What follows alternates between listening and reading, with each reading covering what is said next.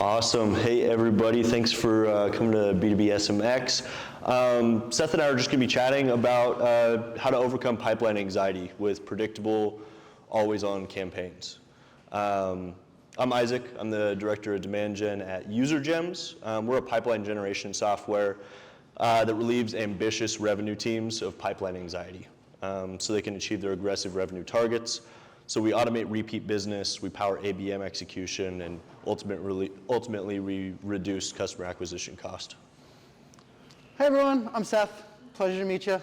I am the head of demand gen and growth for a company called Electric. So we provide IT support for SMBs and growth companies.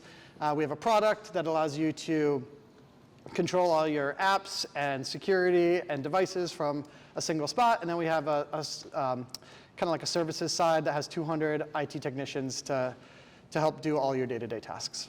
But we are here at a broader level to talk about how, like our company, UserGems, how we think about always-on campaigns. Hopefully you can take some nuggets out to help your own companies. Yeah, definitely. So I mean, over the last 12 months, it's kind of been a wild ride for everybody, especially sales and marketing and RevOps, and feel bad for you guys as well. Our goals still sky high across sales and marketing, but budgets are tightening and buyers are getting a little bit more stingy with buying new software. So marketers like us are looking for new ways to generate pipeline efficiently. Yeah, I feel like this pipeline anxiety, I'm feeling anxious. Like we feel like we're getting asked to do like more and more with less and less. Like already, we were doubling every year and keeping our like cost per opportunity the same, which is hard enough, like scaling at the same efficiency. And now it's like, hey, we actually need you to become more efficient on the cost per opportunity side. So a lot of challenges for the businesses. Yeah, it's an amazing shift over even the past 6 months. I mean, starting with UserGems about 7 months ago, my one-on-one conversation with other demand gen leaders shifted from a lot more positive, excited to, well, it didn't perform this month, so we had to shut down this, or we had to shut down this. So people getting a lot of pressure from the top down and just pressure for themselves, the anxiety within themselves. So, I mean, you added pipeline anxiety to the title. So what are you feeling? Yeah, no, I'm not as negative as you are. Yeah, man. Like, come on. Man, I know. We're trying to find solutions. Yeah, let's go. Let's go into it. Yeah, so I guess tell us about Electric and what life was like before UserGems. Yeah, like when I started in 2020, so we were Series B. We did about 17 million in ARR. Everything was very manual, so we were like tracking a lot of stuff in Google Docs, a lot of one-off campaigns. We were doing, like big email blasts. We were doing a lot of like newsletter sponsorships, very manual, very time-consuming. And so my shift has really been trying to go always on digital, right? So how can we make our paid media, our SEO more efficient, more productive to impact the bottom line. So we brought all that stuff in-house, built like a really strong team. Sam's on our team, she's amazing, we love her. And we brought on a company like UserGems, who's just been awesome. So I'm excited to talk more. And how'd you come across UserGems? So I was actually at my in-laws pool in Florida. I was like rocking the bathing suit out back, like doing the like early COVID pretending to work thing. And Christian, their CEO, like cold called me, and it worked. I was like, I shocked myself, but I still use it for our SDR team. I'm like, look, it works. I personally was sold on a cold call. So, but it was I'm glad I picked up the call. Yeah. No, it's awesome seeing early stage to late stage. And earlier this year, you announced unicorn status too, so congratulations. Yes, thank you.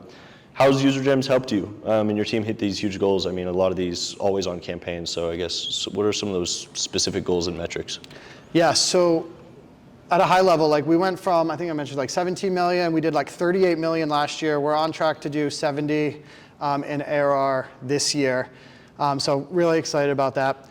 Always on campaigns performing super well, and UserGems is kind of one of those examples. So we track 50,000 contacts through UserGems.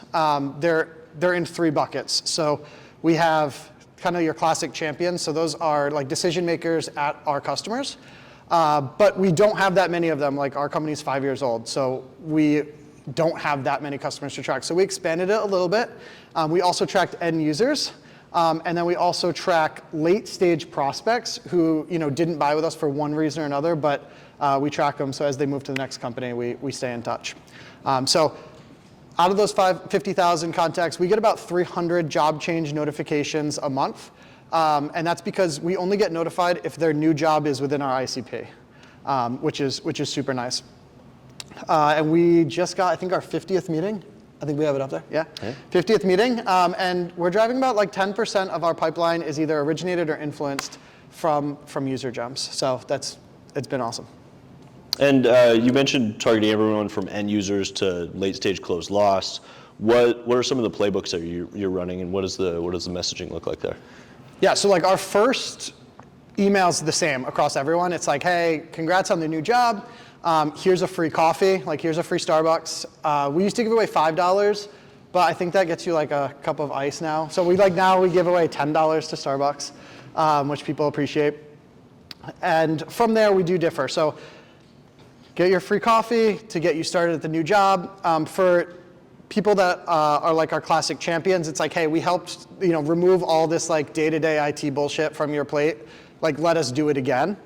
For end users, which is like a marketer, right, that maybe you couldn't log into Google or you need access to an app, you would Slack Electric, and we would help you. So for them, it's kind of like, hey, hopefully we were able to help you at your last job. We will give you like free beats to intro us to the IT decision maker at your new job. And we don't mind giving away free stuff at all. Like, we've found that it pushes people through the pipeline. It causes them to take action. Our time is super valuable. I rarely take meetings unless there's kind of like, what's in it for me? I know you guys don't mind either. You give away free stuff. We're going to be giving away $100 at the end of this, but yeah. Yeah. And actually, like, I would encourage everyone to, I know a lot of companies are reticent to kind of give away promos, but like, think about what your cost per like qualified lead is, or cost per opportunity, or whatever it is. If it's say like $1,000 and you're giving away a $100 headphone, if you can increase your conversion rates by 10%, which I guarantee you, if you're giving away like beats, you will do that. It's going to be worth it for you. And the sales teams, they have like some questions like early on, but when you fill their calendar, they love it and they appreciate it. So yeah, I guess that's a little off topic, but no, but it's something we've seen work really well. Shit. Yeah, right. Yeah. Give away anything. Yeah. But it's something we've seen work really well at UserGems too, just on the emotional side of things. So if somebody switches to a new job, they're really anxious in those first 100 days to perform. And it's really nice to be able to come in as a previous win and say, hey, remember when we did this together, and let them do it again, basically. So especially when they're spending that money in those first 90 days, they want those quick wins. Just help them along, remind them, be that helping hand. And that's something we run on paid media as well. So as soon as those job changers switch over, run those, hey, congrats on the new role, here's this free piece of value, and just be there for them, basically, just as a reminder. Yeah. The other thing we do is we have like a resources section on our site that's specifically focused on product updates. So it's filtered. We can just link to that URL, and it is constantly updated with the new product updates. So that's in there. It's kind of just another example of our always on campaigns. I don't need to update that URL, but when prospects click on it like today, they're going to see something different than if they clicked on it like 3 months ago. So that's a great piece that we do too. And let's dive into what some of that automation looks like. Yeah. So we use Marketo, Salesforce, Outreach as our like primary MarTech stack, and you guys integrate with all three. So when the job change comes through, if it is a owned account by an AE, it goes through the same process as any other like inbound lead does. So the AE gets notified via Slack, Marketo email. I would like send them a passenger pigeon if I could, but like, hey, go work this. I was worried at first actually because that's very noisy, but the AEs were like asking, right? They've seen the results. Because we're only getting new job changes within our ICP, like, and since they own the account, they're trying to get in anyway. It's like, hey, here's somebody that like is a great entry into this account. Like, they're familiar with us. So that's been awesome. But we have a huge TAM. We serve like SMB growth companies. We have like 1 million companies in our TAM. So the vast majority of times we send them just to a Marketo automated outreach sequence that just kind of goes through the motion. And then they can score out and then become a lead. Yeah, it's amazing seeing the difference. So a lot of very large household name companies are trying to attempt the job change tracking manually or with other tools, and we always get in there and retroactively look back at all those contacts, and sometimes we see between 40 to 80% of those job changes were missed. So being able to go back through and just retroactively fix all of those has been awesome. And like he said, sales teams always seem to be weary of new tools, but it's been amazing seeing some of the screenshots that come back from our customers. One of our customers sent us one, and it says the UserGems Ferry. And it's a picture of Tinkerbell, and it's like whenever a new batch of UserGem leads come through, they're always wanting to like jump on them, and it's their magic delivery every month. Yeah, one thing I like about UserGems, it's like the account enrichment and acquisition, but it also allows you to like action them right away. So it's a good combo. Versus, we use a lot of other I think that was you. Was it me? I don't know. We use a lot of other like ZoomInfos and like Lead Genius and Database and all sorts of stuff to do this, but you guys are one of my faves. I appreciate it. Welcome. And yeah, especially with every company is fighting for sales attention. They're constantly getting bombarded by every department. So, I mean, kind of go into your experience with how UserGems has been a little bit different with that. I mean, you touched on it a little bit already, but seems like it doesn't really need any extra convincing on the sales department side of things. Yeah, I mean, the nice part is like there's almost no manual touches from like the marketing team's perspective, right? Like it's always on. New contacts go directly to sales. They go directly into the marketing automation, and there's no manual uploads every month, anything like that. And the CSMs are actually awesome too. We get that a lot. Yeah. They're pretty fantastic. So I guess kind of taking a step back, where does UserGems fit into your demand gen puzzle, basically? Yeah. So this is how we think about like our demand planning at Electric. So these are general big buckets, but I think about this on a monthly basis, on a quarterly basis, on a yearly basis. You could tell we have the campaign centric, which was kind of what I mentioned early on, where these are like one-off newsletter sponsorships, hosted events, sponsored events. They're very time consuming. They're important, but they're kind of a pain, honestly, to put on. So we are trying to shift more and more of our budget into the right-hand section, which is our always-on digital. This really allows us to leverage like a lot of the cool tools that are here, right? So we use like 6 Sense to layer on intent. We can spend more on those accounts that are showing intent to buy. And you have the paid search bucket, paid social, review sites, branded search, non-brand SEO. And then all of like my team, each owns one of those columns, right? So they have their own budget, responsible for having a certain number of AQLs, opportunities, all the way down to revenue. Like our team, we have our marketing team does about like 55% of our net new revenue is originated by marketing. Influenced, it's like close to 90% for the company. And this is how we track it. And I'll steal this from like our CMO, but we think of ourselves as like hedge fund managers, right? So I'm just gonna put money from like our least efficient channels into our most efficient channels on like a cost per dollar of ARR basis ultimately. But before that, you can look at it on cost per dollar of pipeline, et cetera, et cetera. And you can look at this with like salaries and comp baked in, which is important to do because that's how you allocate between like outbound SDR is not on here, right? But that's obviously another really important lane. Or you can do it just on the paid spend, which is important when you're thinking about the cost of like every incremental AQL or opportunity that you need to drive. So all that to say, like UserGems is like its own lane up here within Always On Digital because it does the acquisition and it allows us to action them as well. It's pretty awesome. And I'll get a little salesy here, but that's like we offer a money back guarantee on the ROI you produce. So if you don't produce a direct ROI with UserGems, like you get your money back, and that's something we kind of pride ourselves with is it produces an ROI every single time, so far at least. Yeah, no, it's a win. So I guess tell us a little bit about one of the more exciting UserGems leads. I know marketing always has some of those. Walk us through the outreach project, the playbook, everything about that. Yeah, so we had like a electric plug company, so like a power strip company. They were like net new to us, never heard of them, not in our Salesforce database.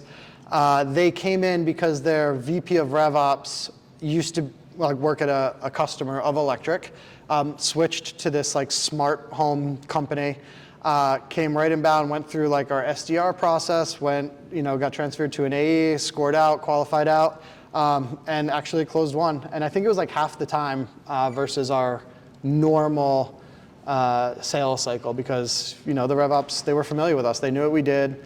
They were sold on it like pretty early on. And the best part's like I didn't have to touch it, right? Like there was no follow-ups with the SDR, with the AE, like what's going on with this. Like they moved quick and it was all automated.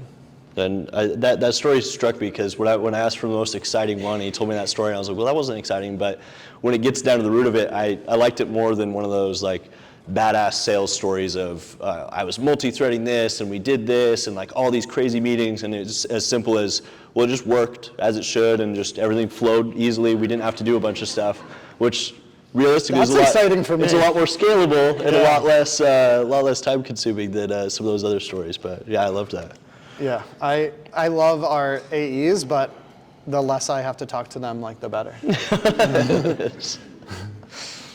That's awesome. Awesome. Thanks for taking the time to listen. We'll stick around a little bit for some questions if anybody has one.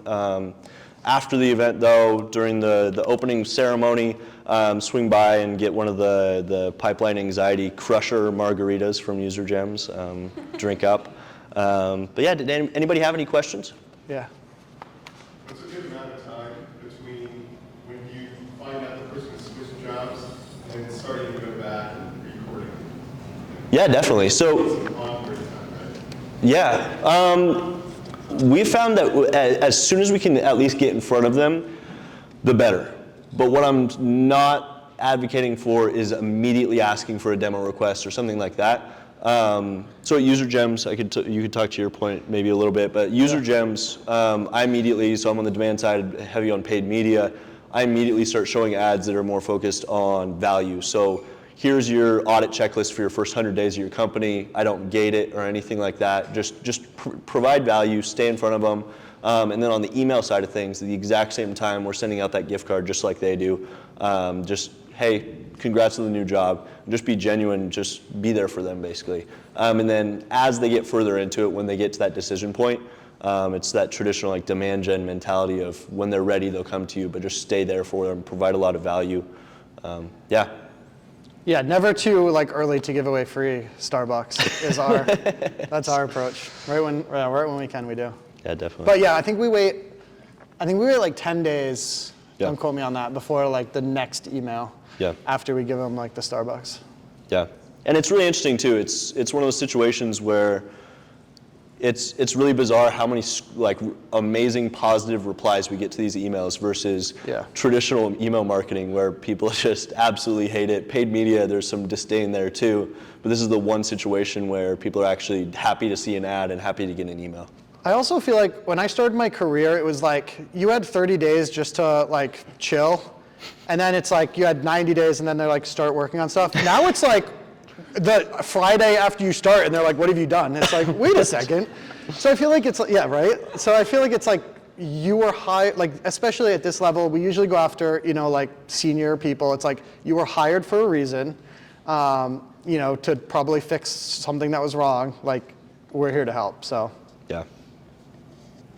So Seth, you were talking about taking resources from subpar performing channels and moving them into higher performing channels. Which tactic or channel do you find the greatest like growth? Yeah, so if you couldn't hear, the question was, we take dollars from lower performing channels and move them into higher. Which channels do we find to be the best? So I think it depends on how you define best, right? Like, so there's which channels are the most ROI efficient, which, for us, like our, like non-brand SEO is one of our most efficient, even layering on like a salary. We spend a lot of time thinking about intent. So people are still searching for IT based on like what's near them. They're used to like hiring their uncle who like fixed their computer. So they're still searching for like Boston IT support. Now we serve nationally, but we have like sub pages for every major city, and those drive a lot of our non-brand SEO conversions. So that's super cost efficient, but really hard and expensive. Not expensive, like time consuming to scale. You know what I mean? So that's the problem. I try to tell like our accounting team all the time. It's like, look, I can become more efficient or I can scale quick, but like doing both is really hard. So that's where you start to look at some of these other lanes. Like UserGems is one of the more efficient ones too. I think we throw like 10x ROI up there for what we spend on them. But again, like we can't scale necessarily any more than we are. You know what I mean? Like they're fully kind of scaled. I mean, we can try to like loop in more contacts, but at the end of the day, like we're trying to track almost everyone we can that's familiar with us. So then we need to kind of like continue to go into the next lane. And then even within like paid social, right? That's one lane, but like within there's like LinkedIn versus Facebook versus Reddit. And then even within LinkedIn, our most efficient campaigns are like those 6 cents, like high intent, they're raising their hand to say like, hey, I'm in the buying journey. And so we fill up all the budget for that, and then we go to the next one and the next one and the next one. So I just think we think about that, like I think about that at my level, and then like Sam thinks about it like within all of her lanes as well. Yeah. Is there any consideration to potentially detractors that didn't love your company that then move on to a new company, and how do you maybe automate them out so you're not just reaching back out there and saying, hey, would you buy from me again, even though we didn't have a great relationship? Yeah, definitely. So UserGems can work off whatever Salesforce fields you have. So if you have customizations like that, it'll automatically pull those fields and make sure they're not getting put back in. So we have those happy emails coming back and not the other ones. Yeah.